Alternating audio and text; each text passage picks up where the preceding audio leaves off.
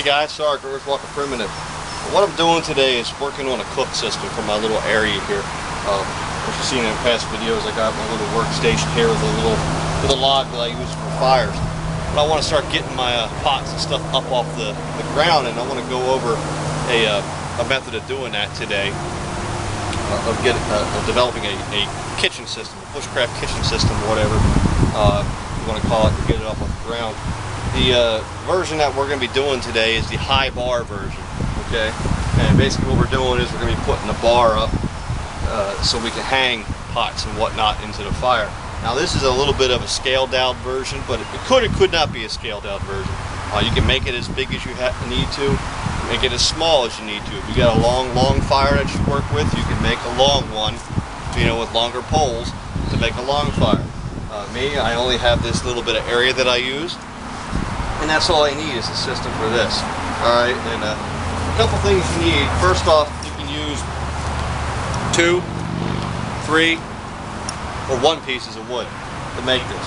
Because what you need first, you need 2 standards. Alright, these are the standards that you are going to put your bar on. Now you can make a tripod. If the ground's frozen, you actually have to put it in. You can make a tripod to make it a little bit easier. But here I actually driven these pieces of wood in, 1 standard on each side. Now you got to make sure that when you put these standards in, you do put them in deep enough that they are going to hold, the weight of the pots and whatnot that you put on there, especially if you're going to be using it for larger pots. So if you're going to be using large pots, you want to have these standards driven in deep enough that they're going to be able to hold that weight. You want to use green wood. These are all green trees that I cut down, including the crossbar. Reason being is you don't want something rotten. It's not going to be able to take weight. It's going to keep rotting and break away. 1, 2, if your fire does get out of control, if it's dry and rotting, it could easily catch fire. Green wood's going to be stronger, it's going to last longer, and it's actually going to harden over time of use. Now, like I said, you need at least 1 piece of wood for the crossbar. Now, for these standards, you could use 1 to 2 actual standing trees. Say I had a sapling here actually growing. Obviously I don't have no trees growing here, so I actually had to put these here. But if you had a sapling growing right here and it had a Y in it, you could just use that Y and put in another standard on the other side to put your crossbar across, alright? Or you could cut a sapling down the way this one is, and I'll show you how we're going to fasten. We're actually fastening it 2 different ways. Using the Y is pretty simple. You just lay your crossbar in there, but then on the other side, if you're going to cut one off, if you don't have a sapling there, you're going to have to do something else to fasten that on there. Now, like I said, you could have 2 trees actually already in the ground and do that. You can have 1 tree already in the ground, or you could have none and actually have to go ahead and put these stakes in there. So we got this first one here with the Y pretty much set up. We're going to imagine or pretend that tree was growing there. We just chopped it off. You don't even have to destroy the tree. You can leave the tree going. You're not making no big gigantic fire. You'll be perfectly fine. We got it to the height that we want it, so I can hang my pots over, right over the center of the fire. Now, but on this other side, obviously, we don't have the luxury of having a Y. We have this little stake here. But the way we're going to do that, we're actually going to split the top of this. I need a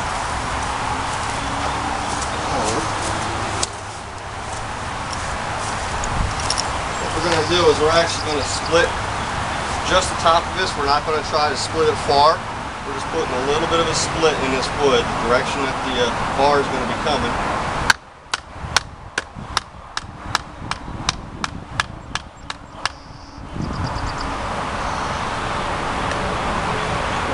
Got a little bit of a split. Now what we need to do, make sure everything's lined up.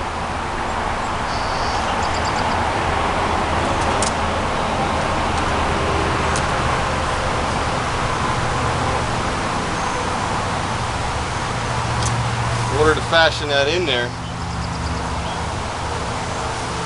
I'm just going to shave down .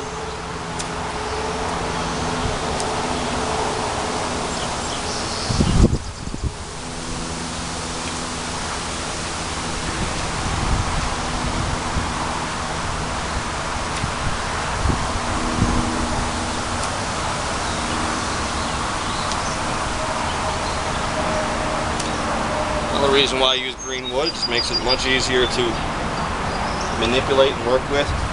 But what we did was we just shaved this down into a wedge, okay? So we can wedge that into that split. Now, like I said, I am doing this in a scaled down version. So realistically, you might be doing this with larger pieces of wood, larger saplings, but we want to make sure this is secure, so we're going to split that wood and hammer that down in there. Now, if your wood starts to split anymore, you know, if you realize that it's weaker wood and it's starting to split the whole entire way through, or if it's not that sturdy, you can go ahead and lash that on there. You don't really have to lash this other piece on, but for this one here, if it continues to split, you might want to put some lashings on there. And just a little bit of cordage to hold that in place. But now, as you see, we have our, got the name of it now, our high bar suspension system. Now, after what we can do is we can go in and start making our pot hooks. And in the next video, we're going to actually be going over making pot hooks. And you can start hanging your pot hooks and carving them to the height and whatnot and depth that you need. But that right there is the high bar suspension system for cooking. And it's my new little cooking system for a little fire pit. But like I said, you can either do this by collecting the wood and making it and setting it in place, or you could use a standing tree. You find one already, 2 standing trees if you're that lucky. But the whole point of this is to be more condensed and smaller in one little area. You could use a tripod. I could put a tripod. A lot of people like to use tripods, but you know, you got to consider the mobility around that tripod. You know, if I put a tripod here, or even if this is just a camp area, I put a tripod, that's 3 legs on 3 sides of the fire that could be tripped on. You got to maneuver and work around that tripod. If you don't want it in the way, you got to pick the whole thing up and move it out of the way. With the high bar suspension system, if I don't want this in the way, I can just simply take the top bar off and move it out of the way, and the only thing there is the 2 standards. You know, the tripod just takes up a lot of space. I'm not saying the tripod ain't good. It is good, but for what I want to do in this situation, being in a closed environment, you know, or a close environment, and just working with a small fire, this is more ideal for me than using a tripod. Plus, I have the bar going across, whereas the tripod, you have the bars on the outside. You have to put one, hang something down in the middle. I can hang multiple pots, you know, across this. If I have a couple pots I want to heat up at the same time and do some cooking, you know, I can hang 1 pot here, 1 pot here, 1 pot here, 1 pot here, and have my fire. That's why these are great with long fires. If you have a long fire, this is a lot better to use on a long fire than a tripod would be on a long fire, because you can cover that whole entire length, whereas a tripod, you're really only centered. Most of the time when you use a tripod, you got to hang something straight down from the center, unless you build side rails. And even with the side rails, it's still going, you know, pretty much straight down. Whereas with the high suspension system, you've got a lot more use of area to use for cooking. And then with this too, like I said, I can have something in the middle. If I wanted to stop cooking, I could slide it over to the side. And so that's the high bar suspension system. Hope you enjoyed it. Hope you learned something. Go out and try it. See what you think of it. Next video coming up, we're going to be going over doing some pot hooks for it. Well, I'm Sergeant Earthwalker Primitive. Thank you.